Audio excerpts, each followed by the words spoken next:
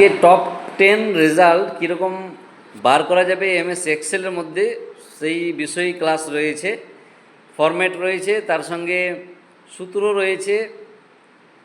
খুবই তাড়াতাড়ি জাস্ট 1 বা 2 মিনিটের ব্যবধানে টপ 10 রেজাল্ট আমরা বের করতে পারি। সেটা আমরা কম্পিউটার স্ক্রিনে গিয়েও দেখাবো। আপাতত বোর্ডের মধ্যে আমরা ফরম্যাট তৈরি করে রেখেছি। এই হচ্ছে ফরম্যাট। সাবজেক্ট রয়েছে mobile number, father name, name, serial number, এবং উপরে যে আমাদের কাজ টপ 10 রেজাল্ট সেইটা, এবং কাজটা করবে এরা। আপাতত খাতার মধ্যে নোট করছে এবং কম্পিউটারের মধ্যে কিছুক্ষণের মধ্যেই ফরম্যাট করবে।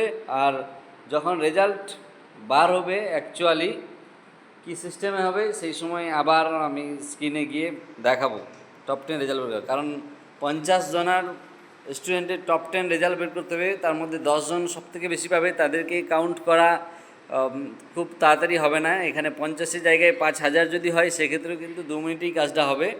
তো যাই হোক, কিছুক্ষণের মধ্যে কম্পিউটার স্ক্রিনে সরাসরি দেখাবো।